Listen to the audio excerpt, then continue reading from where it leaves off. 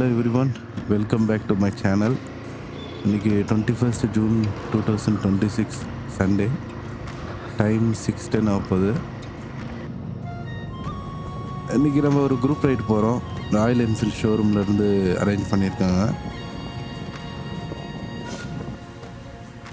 Pondicherry to Pichavaram mangrove forest.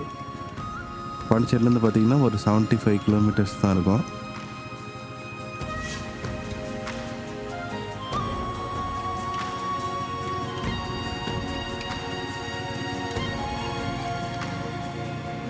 இப்போ rooster automobiles MG ரோட்டில் இருக்கிற ராயல் என்ஃபீல்ட் ஷோரூமுக்கு கிளம்பிட்டோம்.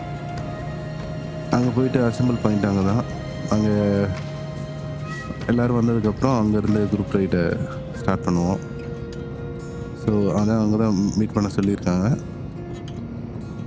இப்போ வந்து ஒரு 6:30 போல் ஃப்ளாக் ஆஃப் சொல்லியிருந்தாங்க. முன்னாடி ஒரு சின்ன மீட்டிங் இருக்குன்னாங்க.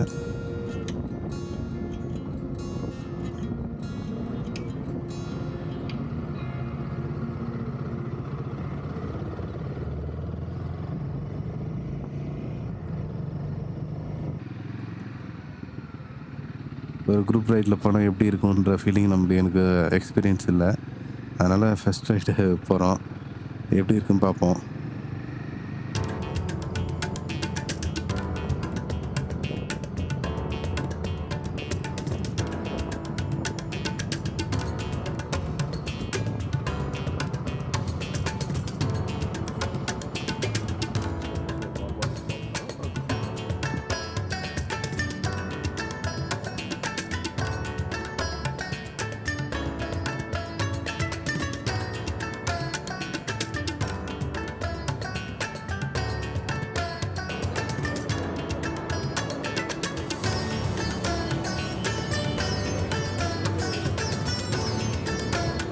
ஓகே கைஸ், நம்ம ஷோரூமில் இருந்து பிச்சாவரம் கிளம்பிட்டோம்.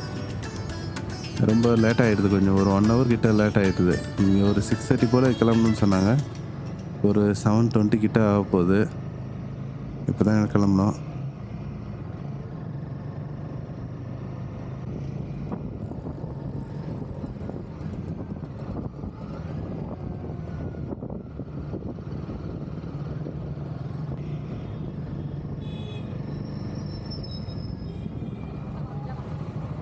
இப்போ இங்கேருந்து பார்த்திங்கன்னா அரியாங்குப்பம், தவளைக்குப்பம், அப்புறம் கன்னிக்கோயிலேருந்து பைபாஸை தொட்டுட்டு கடலூர் பைபாஸில் போயிட்டா தமிழ்நாடு ஏரியா.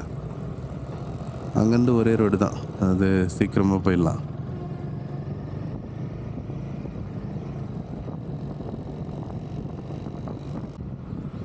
இது உப்பளம் ஏரியா, உப்பளம் இந்த ஸ்டேடியம் இருக்கிற இடம். இது பார்த்திங்கன்னா சண்டே அன்றைக்கும் நிறைய மீன் கடை நிறையா இருக்குது. அதான் மீன்பிடி தடைக்காலம் 30 நாள். அதுக்கப்புறம் பார்த்திங்கன்னா கூட்டம் நிறைய தான் இருக்குது.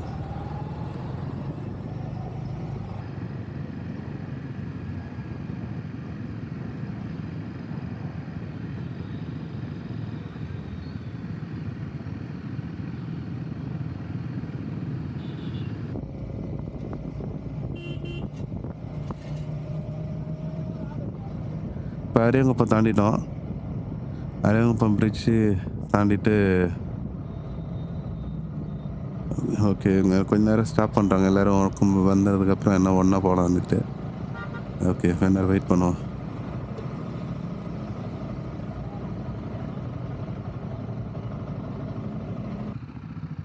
ஓகே, கிளம்பிட்டாங்க. ஓகே ஓகே, அவங்க தான் 80 கிலோமீட்டர் ஸ்பீடுக்கு மேலே போகக்கூடாது. இல்லை, ஒருத்தவங்க மேலே முன்னாடி ஒருத்தவங்க ஃபாலோ பண்ணணும், யாரும் ஓவர்டேக் பண்ணக்கூடாது. அதான் ஒரு சின்ன ரூல்.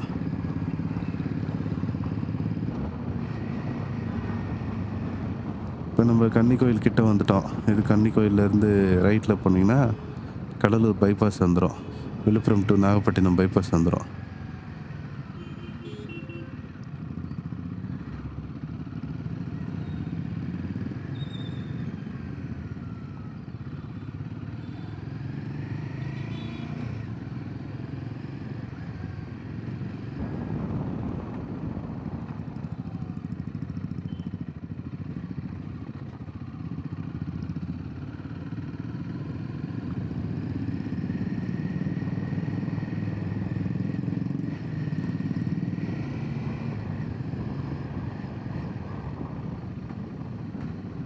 அந்த பைபாஸ் வந்தாச்சு. அவங்க கொஞ்ச நேரம் எல்லோரையும் வந்ததுக்கப்புறம் ஒன்றா போகலான்ட்டு திரும்ப ஒரு சின்ன பிரேக்கு.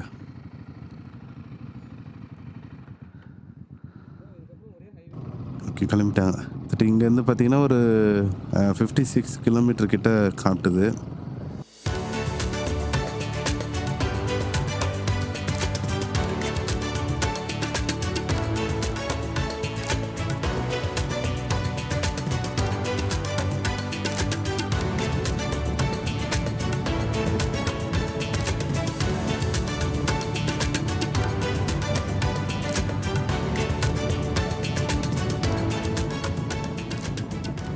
இது எல்லாமே ஒரே ரோடு தான், சீக்கிரம் போயிடலாம். பைபாஸ்ன்றனால சீக்கிரம் போயிடலாம். இன்னும் ஒரு 1 ஹவருக்குள்ளே போயிடலாம்.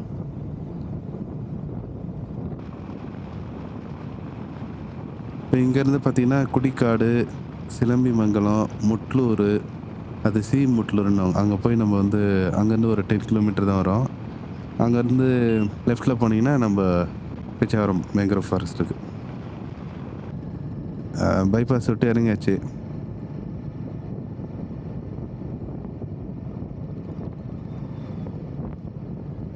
ஓகே, இங்கே ஒரு தடவை ஸ்டாப் பண்ணுறாங்க. ரயில்வே கேட்டு வந்துடுது.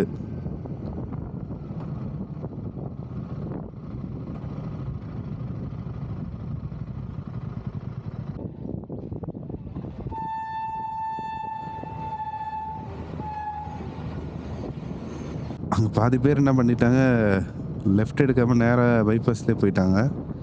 அவங்களுக்கு ஃபோன் பண்ணி இவங்க இன்ஃபார்ம் பண்ணார். இன்ஃபார்ம் பண்ணதுக்கப்புறம் எல்லாம் நீங்கள் வந்துடுங்க, நாங்கள் போயிடுறோம் அப்படின்ட்டாங்க. நாங்கள் கிளம்பி போயின்னு இருக்கோம். அவங்க எல்லாம் டைரெக்டாக மேங்க்ரோவ் ஃபாரஸ்ட்டுக்கு பிச்சாவரத்துக்கு வந்துடுவாங்க.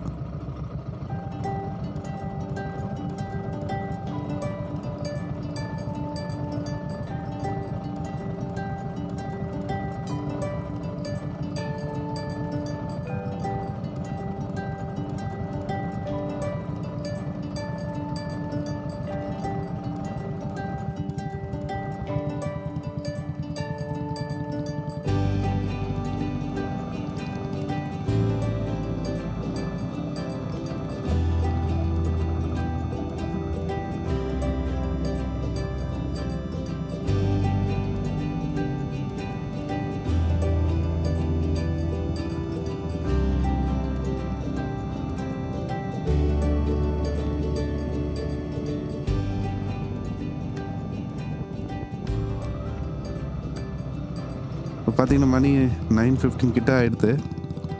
இதுக்கப்புறம் பிரேக்ஃபாஸ்ட்டு பார்க்கணும் எங்கே இருக்குதுன்னு பார்த்துட்டு, அவங்க வரதுக்குள்ளே ஹோட்டல் பார்க்க சொல்லியிருந்தாங்க.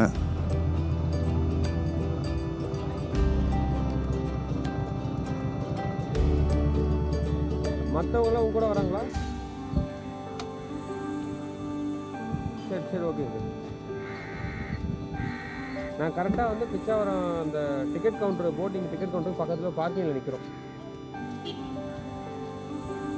ஆமாம்.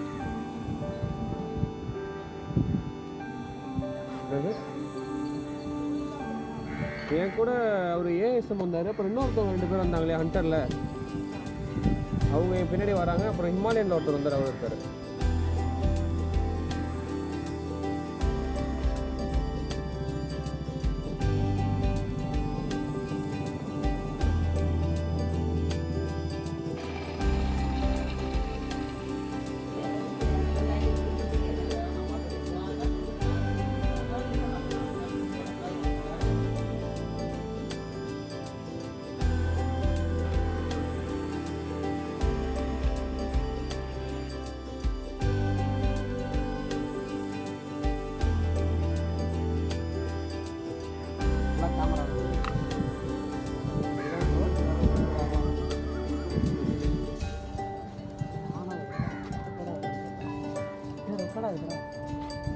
என்ன ப்ரோ ஆட்டோமேட்டிக்காக இருக்கிறதா? அது ஆன் பண்ணுவாங்க. ஆனால்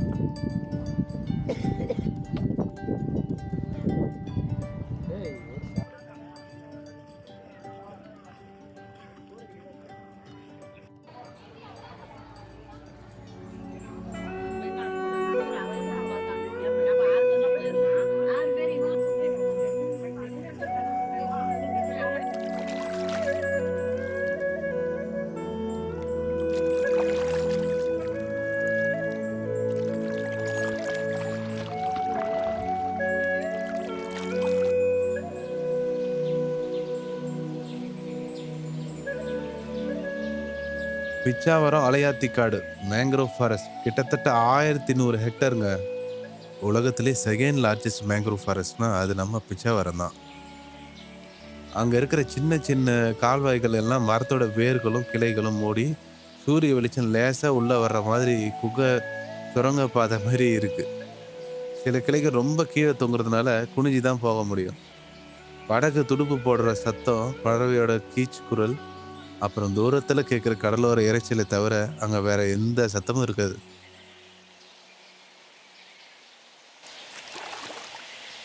இந்த காட்டை நீங்கள் துடுப்பு போட்டு இல்லை மோட்டர் போட்டு மூலமாக சுற்றி பார்க்கலாம். பெரிய குரூப்பாக போகிறீங்கன்னா மோட்டர் போட்டு பெஸ்ட்டாக இருக்கும். அது 2 மணி நேரம் தாண்டி அது காட்டை தாண்டி பீச் வரைக்கும் போயிட்டு வரணும்னு வச்சுக்கோங்களேன். சின்ன போட்டு துடுப்பு போட்டுன்னு பண்ணிங்கன்னா நீங்கள் உள்ளே இருக்கிற ஏரியாவுக்குலாம் கொஞ்சம் போகலாம். ஏன்னா பெரிய போட்டை வச்சுட்டா சின்ன சின்ன இந்த வேர்க்கடியில் இருக்கிற சின்ன இடத்துக்குலாம் அது போக முடியாது. ஆனால் இது துடுப்பு போட்டில் பண்ணிங்கன்னா அது மாதிரி எக்ஸ்பீரியன்ஸ் நல்லாவே இருக்கும். இது பார்த்தீங்கன்னா ஒரு 8 பேர் போகிறீங்கன்னா ஒரு 2 கிலோமீட்டருக்கு 2000 ருபீஸும், அந்த துடுப்பு போட்டில் 1 கிலோமீட்டருக்கு 700 ருபீஸும் சார்ஜ் பண்ணுறாங்க. ரெண்டுமே 40 மினிட்ஸ் டியூரேஷன் தான். போட் சவாரி பார்த்தீங்கன்னா காலையில் 9 மணிலேருந்து சாயங்காலம் 4 மணி வரைக்கும் தான் அலோ பண்ணுறாங்க. மதியானம் வெயில் ரொம்ப அதிகமாக இருக்கும். அதனால் காலையில் சீக்கிரமாக வந்தீங்கன்னா நல்லாயிருக்கும். அதேமாரி இல்லைன்னா சாயங்காலம் வந்தீங்கன்னாலும் பெஸ்ட்டு தான். ஆனால் சின்ன கால்வாய்க்குள்ளே போகிறதுக்கும் சினிமா ஷூட்டிங் நடந்த இடத்துக்கு போகிறதுக்கும் போட்காரங்க கொஞ்சம் எக்ஸ்ட்ரா கேட்பாங்க. ஆனால் அது கொடுத்தீங்கன்னா அதுக்கேற்ற மாதிரி உங்களை போயிட்டு வருவாங்க. இந்த மரங்களோட வேர்களுக்கு பின்னாடி ஒரு பெரிய சரித்திரமே இருக்குது. 2004 சுனாமி வந்தப்போ இந்த பிச்சாவரம் காடு தான் ஒரு பெரிய பயோஷீல்டாக, அதாவது இயற்கை சுவர் மாதிரி நின்று சுனாமி அலையோட ஸ்பீடையும் ஹைட்டையும் அப்படியே குறைச்சிடுச்சு. இதனால் சுற்றி இருந்த ஏகப்பட்ட கிராமங்கள் அழியாமல் தப்பிச்சுது. இயற்கை நமக்கு கொடுத்த மிகப்பெரிய கிஃப்ட் இது. இது வெறும் டூரிஸ்ட் ஸ்பாட் மட்டும் இல்லை. 2022 இதுக்கு சர்வதேச ராம்சார் சக்தி கிடச்சிருக்கு. ராம்சார் சைட்னா என்னென்னா குளோபலி ரெகனைஸ்டு வெட்லேண்டு. கீழே பார்த்தீங்கன்னா தரையிலேருந்து குச்சி குச்சியாக வேர் எல்லாம் மேலே நோக்கி வரும். இதுக்கு பேர் தான் ப்ரீத்திங் ரூட்ஸ். மரங்கள் எப்பவும் தண்ணிக்குள்ளே இருக்கிறதுனால மூச்சு விடுறதுக்காக வேர்கள் பூமிக்கு மேலே காற்றுல இருக்கிற ஆக்சிஜனை டைரெக்டாக எடுத்துக்குது. இயற்கையோட இன்ஜினியரிங் பார்த்தீங்களா?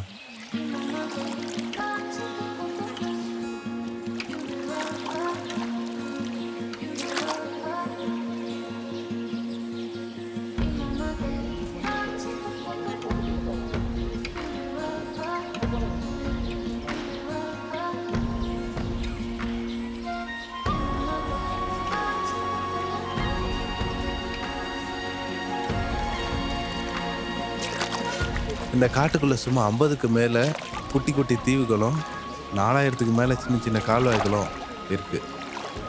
உள்ளே போனால் ஏதோ அமேசான் காட்டுக்குள்ளே போட்டு ஓட்டுற ஃபீல் கொடுக்கும். லோக்கல் போட்மேன் துணை இல்லாமல் தனியாக உள்ளே போனால் கண்டிப்பாக வழி தெரியாமல் மாட்டிக்க வேண்டியதுதான். என் பேர் குமார். இந்த போட் ஹவுஸில் ஒரு 2009 வேலை செய்கிறேன். கிட்டத்தட்ட ஒரு 12-14 வருஷம் சர்வீஸு. இந்த மரம் அதிகமாக உப்பு தண்ணியில் தான் வளரும்.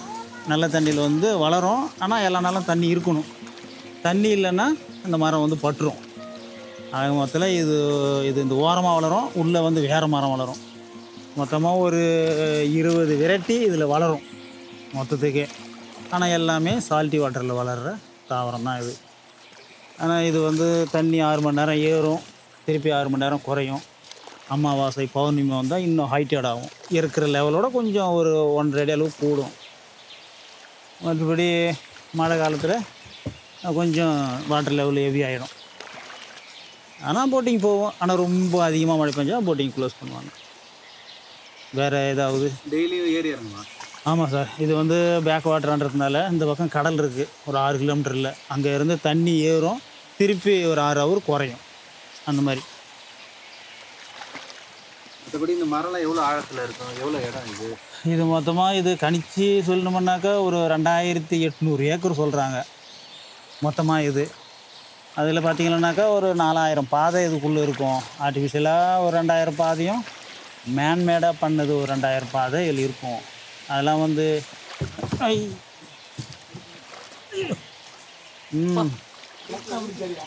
2000 பாதை இருக்கும்னு சொல்கிறாங்க. ஆனால் எல்லாமே இவர் இந்த எம்மா சுவாமிநாதன் ஃபாரஸ்ட் டிபார்ட்மெண்ட்லாம் சேர்ந்து காடு வளர்க்குறாங்க. எங்கெங்கெல்லாம் பட்டு போதோ அதெல்லாம் வளர்த்துட்ருக்காங்க. அது நல்லா இருக்குது பார்க்குறதுக்கு.